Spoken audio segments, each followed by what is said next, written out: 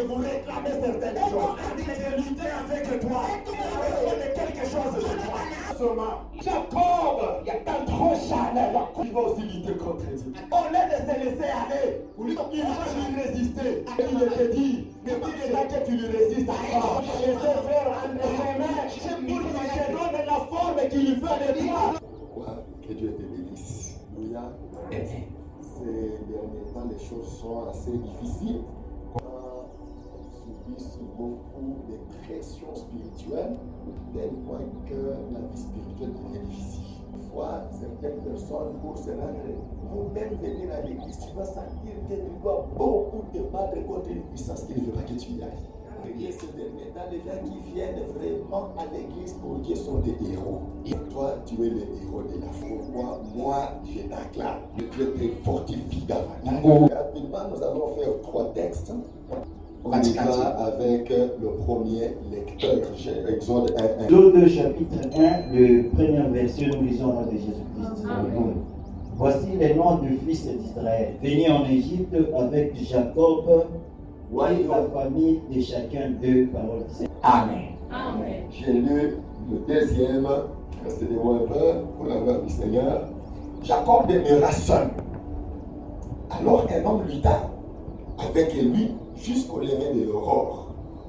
Voyant qu'il ne pouvait le vaincre, cet homme le frappa à la moiture de la hanche. Et la moiture de la hanche de Jacob s'est démise pendant qu'il luttait avec lui. Il dit, laisse-moi aller, car l'aurore s'élève. Et Jacob répondit, je ne te laisserai point aller, que tu m'aies béni. Il lui dit, quel est ton nom? Et il répondit, Jacob. Il dit encore, ton nom ne sera plus Jacob, mais tu seras appelé Israël, car tu as lutté avec Dieu et avec des hommes, et tu as été vainqueur. Jacob l'interrogea en disant, fais-moi, je t'en prie, fais-moi, je te prie, connaître ton nom. Il répondit, pourquoi demandes-tu mon nom? Et il le bénit là.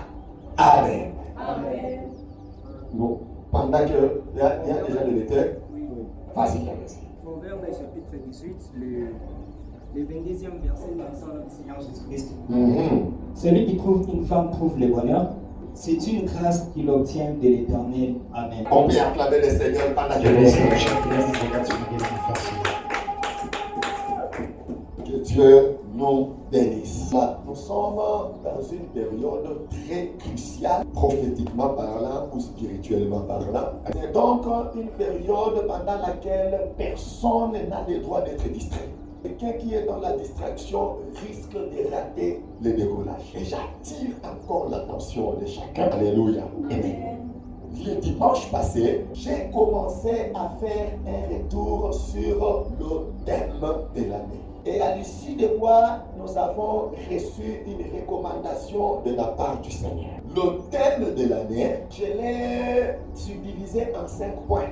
Premier point, c'est l'alliance sainte. Deuxième point, c'est la séduction. Le troisième point, c'est la fermeté. Et le quatrième point, c'est la connaissance. Et enfin, le cinquième point, c'est la révélation. Et avant de donner le message que le Seigneur m'a donné pour aujourd'hui, il me paraît très important de revenir un tout petit peu sur le premier point. Car mon devoir est de faire en sorte que vous ne puissiez rien rater de la part du Seigneur. Je vous estime encore une fois heureux d'être là. Nous avons parlé de la Sainte Alliance, la disposition de la part de Dieu à l'égard de l'homme. Première des choses, compris que l'Alliance Sainte, elle est conclue à l'initiative de Dieu. Et nous l'avons vu avec Abraham. Il est là en train de vendre les idoles de son père. Dieu est venu se révéler à lui. Il a dit, j'ai compris avec toi une alliance. Rapport à cette alliance-là, tu vas m'appartenir. Et parce que tu m'appartiens là, tu vas quitter la maison de ton père.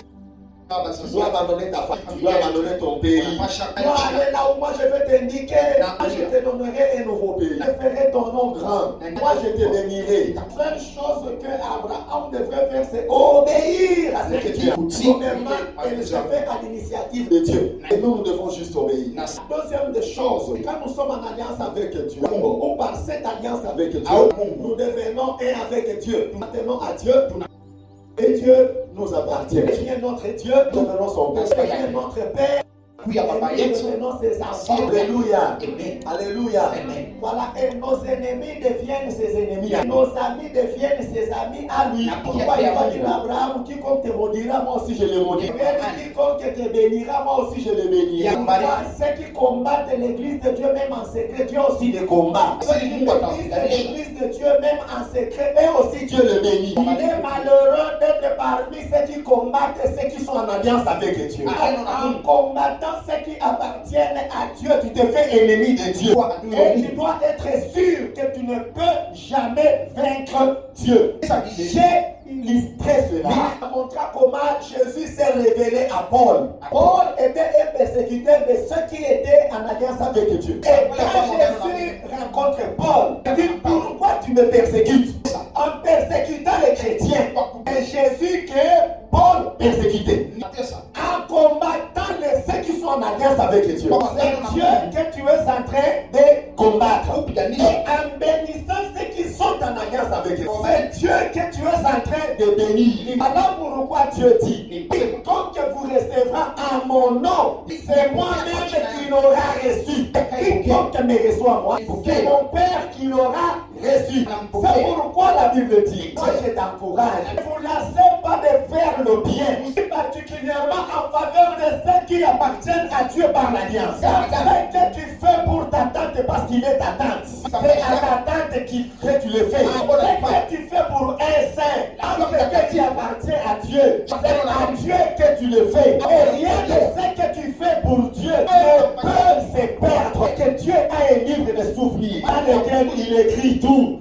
Bienveillant avec ceux qui appartiennent à Dieu. Prie pour les saints, soutiens les saints, encourage les saints, ne les décourage pas, ne les combat pas. C'est malheureux de combattre les saints. C'est malheureux de faire des pièges pour les hommes de Dieu. C'est malheureux de combattre l'église de Dieu. Parce que c'est Dieu que tu combats. Les personnes ne peuvent combattre Dieu et vaincre. Alléluia. Et enfin, troisièmement, la conséquence de cette alliance, c'est que par cette alliance, nous recevons la vie de Dieu. C'est-à-dire, c'est une nouvelle nature qui vient s'installer en nous. Étant donné que nous avons cette nature de Dieu, nous devons donner la liberté, nous devons laisser cette nature commencer à conduire notre vie. Et si nous sommes en alliance avec, et par conséquent, nous avons reçu la vie de Dieu par cette alliance. Mais nous ne laissons pas cette vie de Dieu animer notre mode de vie. Parce que nous sommes en train de trahir cette alliance. Une des choses qui me fait revenir à ça, c'est quoi? Il dit que Dieu dit, si vous vous approchez de moi, je m'approche de vous. Si vous me cherchez de tout votre cœur, je me laisserai trouver par vous. Et par rapport à la fidélité, il dit, même si vous devenez fidèle, à Dieu, je reste fidèle. La fidélité de Dieu par rapport à son alliance. Il est impossible pour Dieu de violer son alliance. Il est fidèle, pas à nous. Je fais un double honneur. Quelqu'un comprend ça? Dieu lui-même accorde beaucoup de valeur à la parole, à l'enseignement de la parole et à ceux qui enseignent. Alléluia. Je répète encore. À celui qui vous enseigne, vous lui devez un double honneur. Mais si vous ne donnez pas à votre pasteur, à celui qui vous enseigne, un double honneur, et vous êtes en train de violer l'alliance. Vous êtes en train de trahir l'alliance. Et les bénédictions qui vont vous atteindre à travers l'alliance que vous avez avec votre pasteur, vous êtes en train de vous en priver. Gloire au Seigneur. Et le double honneur, c'est quoi rapidement? Premièrement, c'est ce que la Bible dit. Hébreux chapitre 13, verset 17. Je lis au nom de Jésus. Obéissez à vos conducteurs. Vos conducteurs sont ceux qui vous enseignent la parole. Parce que de la même manière que un berger conduit la brebis avec son bâton, le bâton c'est le type de la parole de Dieu. Donc, le conducteur vous montre, vous conduit, vous montre la direction au moyen de la parole de Dieu. Ça va? Oh, alléluia. Il faut communiquer la connaissance au moins de la parole de Dieu. Et la connaissance vous dit, vous montre les chemins que vous devez prendre. La connaissance, c'est comme la lumière. Quand il y a la lumière, tu vois quoi faire, quoi ne pas faire. Où mettre les pieds et où ne pas poser le pied. Alléluia. Voilà. Obéissez à vos conducteurs et ayez pour eux de la déférence. La déférence, c'est comme un respect mélangé avec la crainte. Comme ce qu'on dit à Lumumbashi, n'a pas les mots de Kanyankia. Alléluia. Gloire au Seigneur. C'est ça, honorer, le premier niveau. Honorer.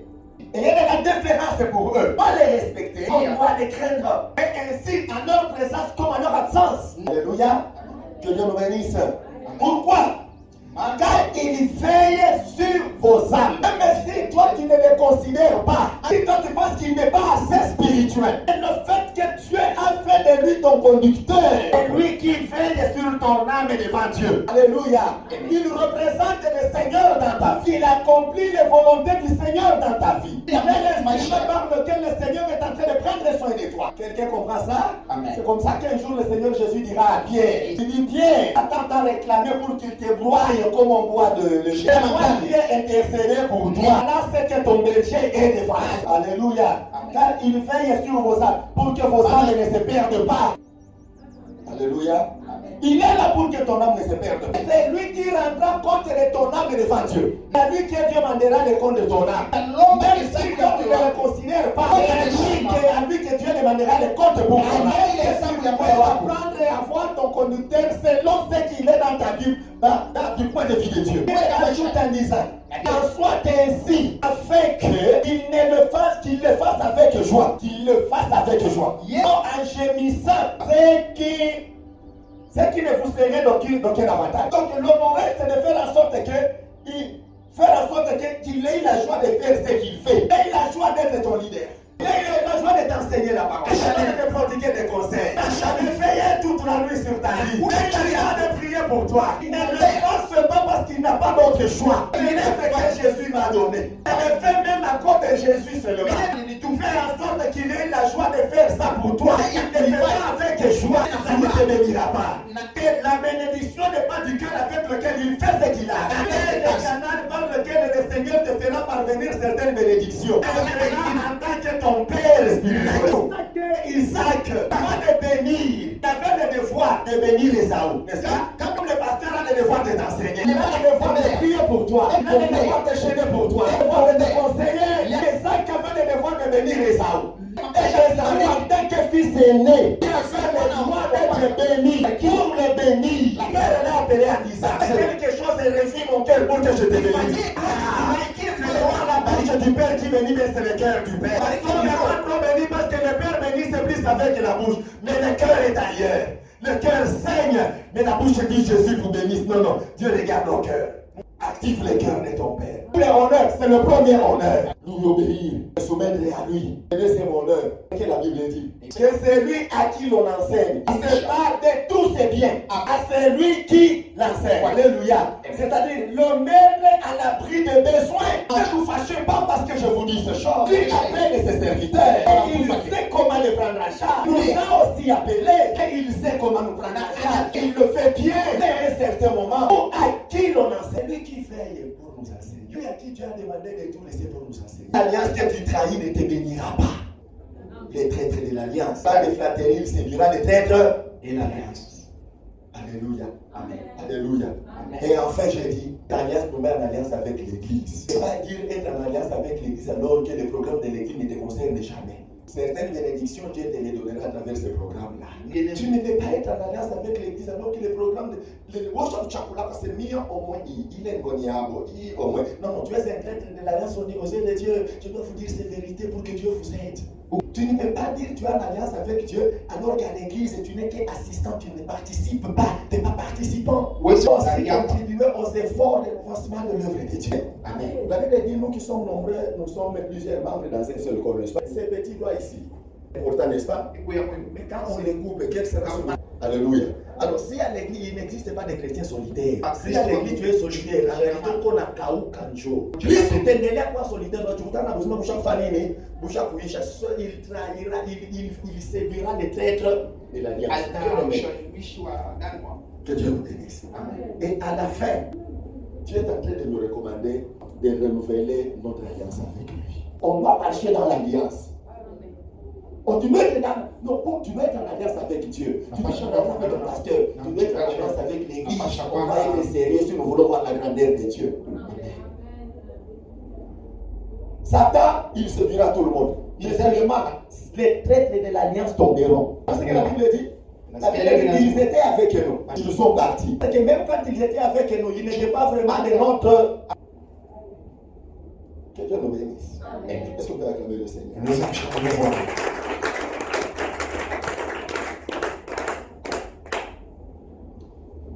Est-ce que le Seigneur a parlé au cœur de quelqu'un et malgré les pressions, reste attaché à l'alliance de Dieu bénira? On parle de Jacob. J'ai aimé comment l'homme de Dieu est allé. Dans Exode.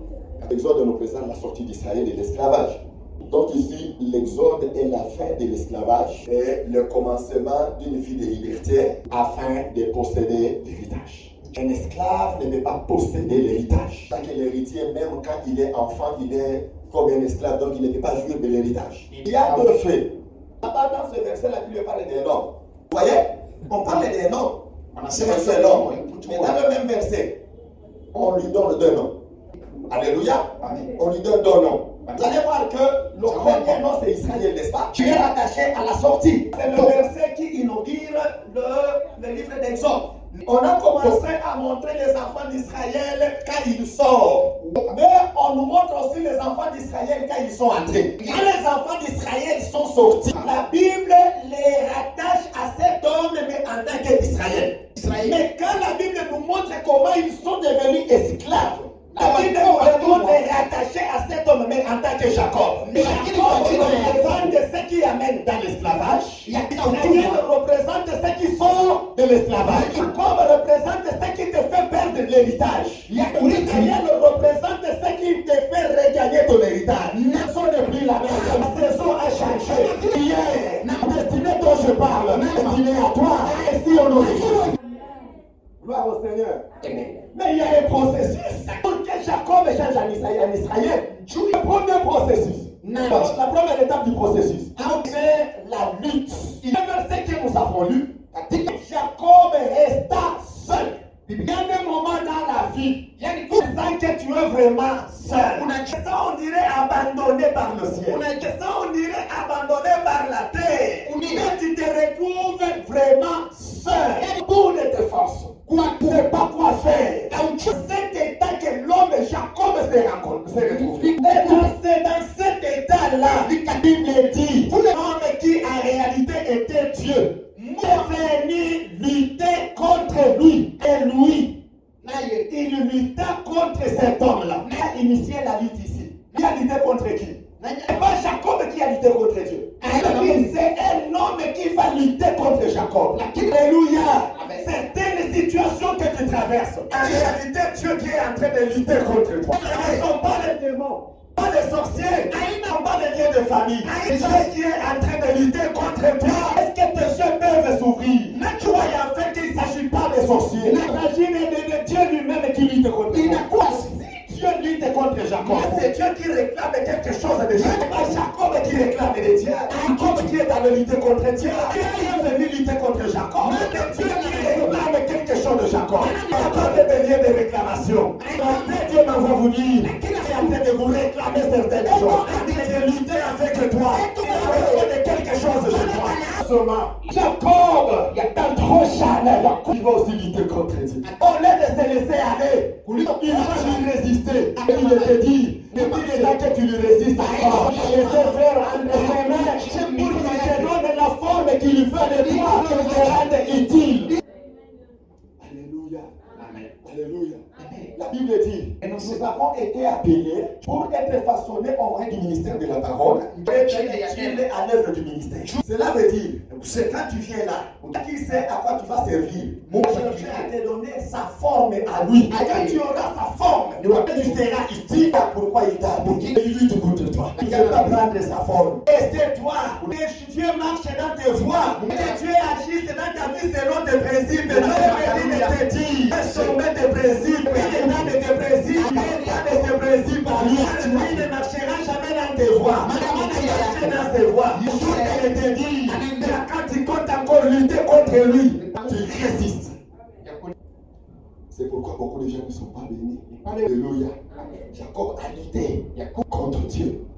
Pourquoi il a lutté? Il voulait lui donner la forme qui correspond à sa bénédiction. En réalité, Dieu, c'est dans la vie de Jacob par amour. Jacob résistait là, il était en train de retarder sa bénédiction. Vous savez que Jacob est le patriarche qui a le plus retardé sa bénédiction. Bien-aimé, quand Dieu t'appelle, mon agir avec toi, j'agis avec toi dans le temps. C'est pourquoi tu ne dois pas être distrait. Alléluia. Car le temps que tu as, il est précieux, tu n'as pas idée. Il y a quelque chose que nous ne devons pas perdre, surtout en tant qu'enfant de Dieu, c'est notre temps. Quand les anglo-saxons disent, dans le temps c'est de l'argent. The time is money. Mais nous, dans la parole de Dieu, nous disons, le temps n'est pas de l'argent. Le temps est plus précieux que l'argent. Tu peux le perdre, tu peux le récupérer. Le temps que tu perds, tu peux le récupérer. Parole, il est écrit, même il a mis ici, comme de l'eau. Quand c'est l'eau, quand tu perds le temps, tu ne récupères pas. Jacob arrête de résister Dieu. Quand Jacob arrive devant Pharaon, on le regarde. Comprenez ces choses, lui dit, et là, tu vois. Qu'est-ce que tu as fait de ta vie? Pourquoi tu as consacré ta vie? Mais pourquoi est-ce que tu consacres ta vie? Tu n'es pas dans ce que Dieu attend de toi. Il veut t'amener à ça. Et je la réponse de Jacob. Il dit, mais voilà, d'abord les jours ont été courts. Et ma fille, elle était mauvaise. La vie de Jacob était remplie de douleurs. C'est qu'il résistait à l'action de Dieu. Tu es en train d'amplifier la douleur dans ta vie en résistant avec elle. Dieu me dit, il est temps que la douleur cesse dans ta vie. La douleur cesse, laisse-le faire. Quelqu'un dit au mari, Seigneur, je suis là, fais de moi ce que tu veux. Jacob était quelqu'un de comme ça. Il voulait que Jacob ait la forme qui correspond à sa bénédiction. Jacob était trop charnel, résistait Dieu. Et il a commencé à lutter. Et la Bible dit la deuxième étape, pas beaucoup lutter. Comme Jacob était vraiment le fils d'Abraham, il devrait être béni. Dieu a employé une méthode forte. La Bible dit Dieu lui brisa l'os de la poitrine au niveau de la hanche. Dans la Bible, quand on parle de la hanche, on voit le siège de la force physique. Toute la vie de Jacob, il s'appuyait sur la chair, la force de la chair. Et il fallait que Dieu brise. C'est sur quoi Jacob s'appuyait. Et je vais dire quelque chose ici. Quelqu'un peut m'encourager avec un merci beaucoup. Ton amen m'encourage. Alléluia. Amen. Amen. D'abord, le problème de Jacob. Jacob représente l'homme charnel. Le vieil homme, l'homme charnel. Celui qui est incapable de recevoir les choses de Dieu. En tant qu'enfant de Dieu, la Bible dit nous sommes bénis de toutes sortes de bénédictions. J'aimerais te dire que en tant qu'enfant de Dieu, il n'y a rien en quoi tu n'es pas béni. En tant qu'enfant de Dieu, tu es béni de toutes sortes de bénédictions. Mais ces bénédictions-là, elles sont spirituelles. Donc c'est spirituellement que tu es béni. Et elles sont célestes. Donc tu es béni par rapport à ta position céleste. Alléluia. Autrement dit, en tant qu'enfant de Dieu, que nous recevons de Dieu, Dieu nous les donne d'abord sous forme spirituelle. Pour recevoir de Dieu, parce que Dieu nous a donné. Nous avons besoin de la foi. Jésus le dit, Matthieu chapitre 11, verset 24. Dans ce verset, Jésus dit, vous êtes en prière et vous demandez quelque chose. Croyez que vous l'avez reçu ainsi que vous le verrez s'accomplir. Donc c'est d'abord spirituellement qu'on reçoit. Et puis ça va se matérialiser. Non, la Bible dit, un homme charnel est incapable de recevoir les choses de Dieu. Donc Dieu voulait mettre Jacob dans un état où il peut être apte à recevoir la bénédiction de Dieu. Mais lui, il était contrarié. La chair. Ici, la chair, c'est quoi? Dire que je suis un chrétien charnel, je ne peux pas être sûr de bénédiction de Dieu, c'est dire un chrétien charnel, un chrétien qui vit livré à soi lui-même. Non, l'indépendance vis-à-vis de Dieu. Il n'a pas besoin de la vie de Dieu. Il fait ce qu'il veut lui-même, quand il veut lui-même. Il n'a pas besoin de savoir qu'est-ce que Dieu voudrait que je fasse. Non, ça c'est pas son affaire. À l'église, il vient quand lui décide de venir. Il vient quand lui trouve bon de venir. Lui, ce sont ses propres principes qui régissent même sa vie. Il faut que les toi même que le Christ prenne ta place. Il dit, et puis moi qui vis, Christ qui vit à moi. Donc les gens de Jamel, vous l'avez le moi c'est comme ça que je suis. De la façon que je suis, moi dois mourir. Ça dit, ce que je voudrais, je fais ça parce que Dieu veut. Dieu voudrait que je sois un homme charnel. Il est nouveau. Il appelle Jésus Seigneur. Il se soumet pas à l'autorité de Jésus. Il fait partie de ce que Jésus dit. Et qui m'appelle Seigneur, Seigneur. Qui entreront dans le royaume de mon Père. Ceux qui font la volonté de mon Père. Le royaume de Dieu. Là, toutes les bénédictions. Et nous sommes appelés par le salut. Cher maovu. Comme ça, t'empêchera de jouir de tes bénédictions lorsque elles sont en toi. Tu vas beaucoup tourner jusqu'à ce que tu comprendras. C'est Dieu qui est en train de lutter contre toi. Malheureusement, tu es en train de lui résister. Devant Dieu. Mais il faut faire seulement haut le main. Amen. Peut-être que je m'arrête par là. Et tu dis là, on me disait, tu seras pasteur. C'est la pasteur. Celui qui me disait ça m'énervait. J'avais mes ambitions. Il me connaît souvent dire, Dieu m'avait donné une bénédiction. J'étais toujours intelligent à l'école. Tout le monde voyait en moi un avenir séculier, brillant. Mais que je suis dans les 2 dernières années, Dieu me dit encore davantage, toi tu dois être pasteur. En tête, je dis, moi je ne peux pas être pasteur. C'est quoi ça? Quelle distraction?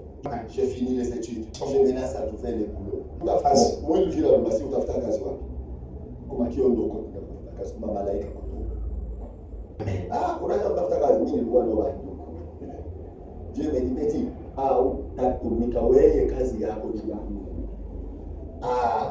mais j'avais compris. Je ne peux pas résister contre Dieu indéfiniment. Je résiste à Dieu. Et plus je me détruis moi-même. Je dis, Seigneur, oh, mais tu as gagné. Tu veux que je fasse quoi? Aujourd'hui, je ne regrette pas. Lorsque je sais Jésus m'a gagné. C'est Dieu nous gagner que nous devenons plus. Cette année, je vais dire que nous retrouvons notre foi. Alléluia. La chair. Être charnel, c'est le fait de marcher dans l'indépendance vis-à-vis de Dieu. Change ta façon de marcher avec Dieu. Amen.